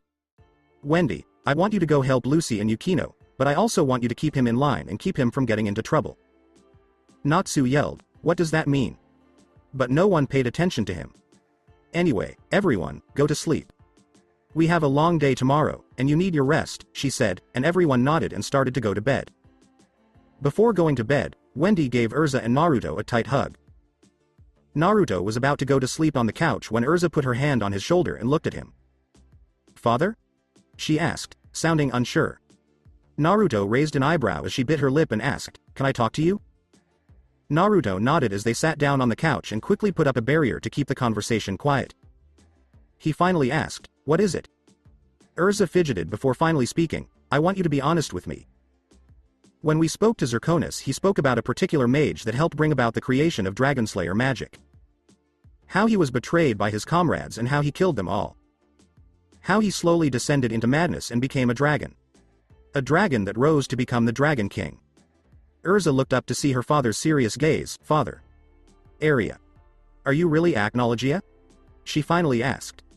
Naruto looked at his daughter for a full minute before he said, "Yes." The two of them were quiet for a few minutes while Urza looked down, trying to figure out what had just been told to her. She finally asked, "Why then?" Naruto gave her a look. Urza raised her head and looked at her father with sad, confused eyes. "What?" he asked. "Why did you try to attack my guild?" Naruto sighed before answering, "I'll say what I told Wendy. I went after Zeref because I wanted revenge for what he did to me. I don't need to explain that, do I?" Urza gave a nod. "Well, when I saw that he was gone and you guys were still on the island, I decided to have fun with you guys," Urza's father said. "Fun? Father, do you know how frightened you made us all?" Urza yelled. "I know, but let me ask you something," Naruto said. "Did anyone die?" Urza's eyes got narrow. "No, but that's not an excuse," Naruto said, shaking his head to show that wasn't what he meant. "Didn't you ever think it was strange that I went out of my way to land on the island and attack you all when all I had to do was fire my roar at the island when it came into my line of sight?" Urza looked thoughtful because what her father said made sense. He didn't have to go to the island. Also, no one died or lost a limb. Gildarts fought me and lost an arm and a leg, but no one else did. I did all that because I wanted to see how strong you guys were." Urza asked as her father rubbed the back of his head and, "Well, I was disappointed in your power because I expected more, but I was glad to see how close you were to each other. It showed that you held Mavis's ideals close to your hearts. So I tested you with my roar, and you guys were able to deflect it with the fairy sphere you made. Once I saw you were still alive, I left, and you know what happened next." Urza looked down and thought about what she had heard. She looked up when her father stood up to take down the barrier. "I'm going," he said. Urza's eyes widened in shock. "Hey, why?" "I can see that my presence bothers you, so I'll leave, and I'll understand if you don't want to talk to me again," Naruto said as he looked at his daughter with sadness and started to leave. Urza kept staring at Naruto in shock until she finally came back to herself and ran after him. She yelled, "No!" and gave her father a tight hug from behind. Urza buried her head in his back and held on tight, which surprised Naruto. She said in a soft voice, "Please don't go." Naruto looked back at Urza and was confused. He started to say, but Urza cut him off with a loud, firm, "Be quiet and let me speak." Naruto kept quiet so Urza could talk. "I do not hate you." "Am I angry?" "Yes, I am very angry, but I do not hate you. I have heard and seen enough of your past to know how complicated and jaded you are. You have been through so much in your life.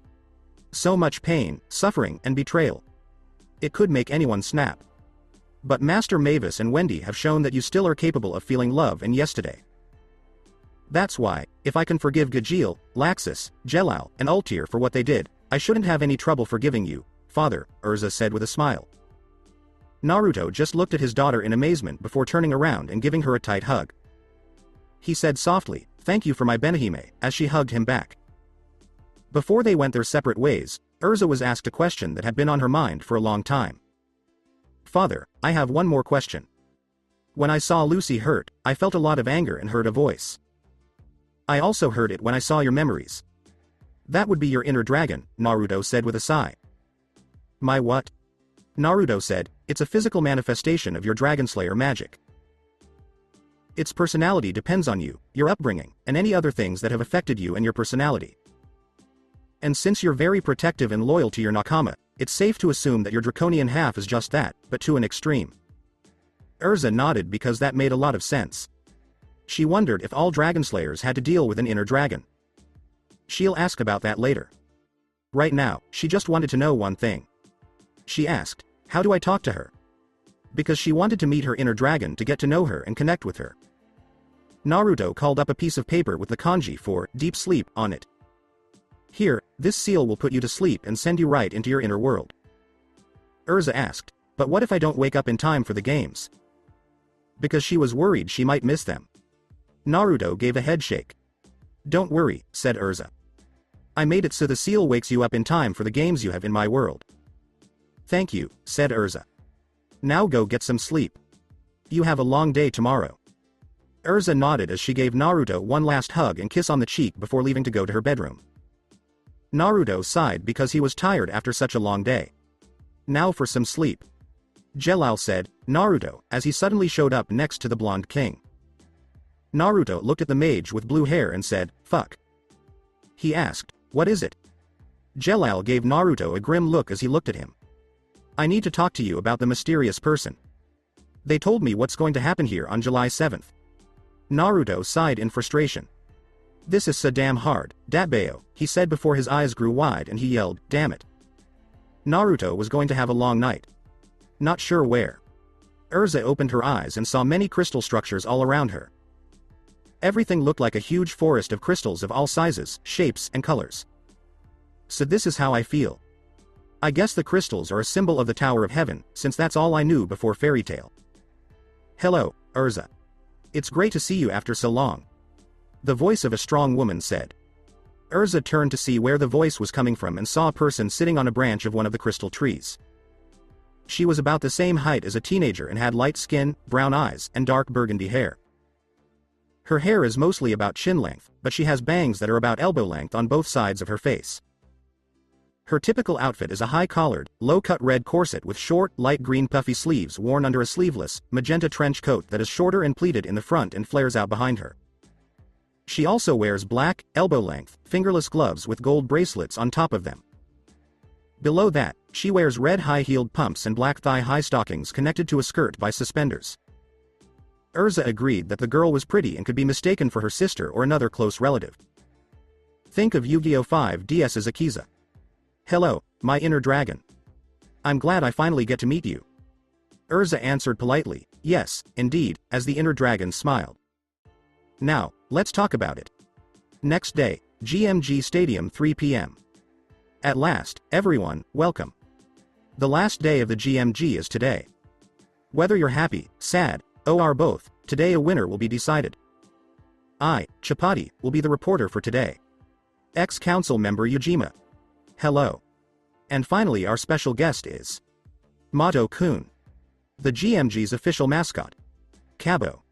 Aren't you ready for this? Yes, let's get the show going and meet the teams. First as Blue Pegasus. Ichiya, Jenny, and the Trimans came out of the door. Saying, Lamia Scale. Leon, Sharia, Jura, Toby, and Yuka were all part of Lamia Scale. Quattro Cerberus. Bacchus, Wave, Agil, Lubbock, and Bullet. Next comes the current holder of the title of number 1 guild. Will they keep their reputation? Here they area. Sabretooth. Rufus, Orga, Rogue, Sting, and Minerva led them out of the cave. Oh? They don't look the same. Maybe they have reborn their will to fight. They look so cool. One of the civilians said, hey, one of the cats that usually cheer for them isn't there. His friend also noticed this strange thing. That's strange. What happened to the little guy? Sting thought the word, Lecter. Sting-kun, do your best. When Sting turned toward the voice, he saw a picture of Lecter cheering for him. The picture then went away. Sting gave a soft smile and then looked forward. Let me handle it, Lecter. I'll do what I can for you. Up next is Mariner Heel. Out came Kagura, Sayla, Demaria, Brandish, and Risley. Good luck, girls, said Irene. Show them how strong you are. Anna was happy. Finally the number 1 of the GMG right now. The No. 1 guild from 7 years ago. Fairy Tail, here I come. Gildarts, Laxus, Gajeel, Urza, and finally Gray came out of the gate. They've changed members. Durton did not say anything. Huh? Gray? Rogue said, Natsu is not here, and Sting shook his head. It's not like that would help us out. Why wasn't Natsu part of the team? Perhaps something happened? He must not have gotten his magic back yet, Durton said to himself. Go Fairy Tail. Asuka and Romeo cheered. Go Gray. Juvia was happy. Several members of the guild yelled, Urza. Gajeel whipped them. Jet, Levi, and Droy all yelled. Laxus, show them how smart and brave you are. Freed was happy. You and Naruto have thought this through, Porlyuzuka said. Maki, are you sure about this? This was the best arrangement, so we can only hope for the best, Makarov said. Several people in the city were hurrying to the castle in the capital. Natsu, Wendy, Mirajane, Happy, Carla, and Lily were the names of these figures. I'll leave it up to you, Bratz, Makarov said with confidence. While this was going on, Naruto was standing on the statue of GMG and watching what was going on. Everyone, good luck. We have reached the day of reckoning. There are only 9 hours left until the time that was promised. So that's it for today. I hope you guys enjoyed it. Don't forget to like, share and subscribe to the channel for more awesome stories like this. Thank you. See you all in my next video.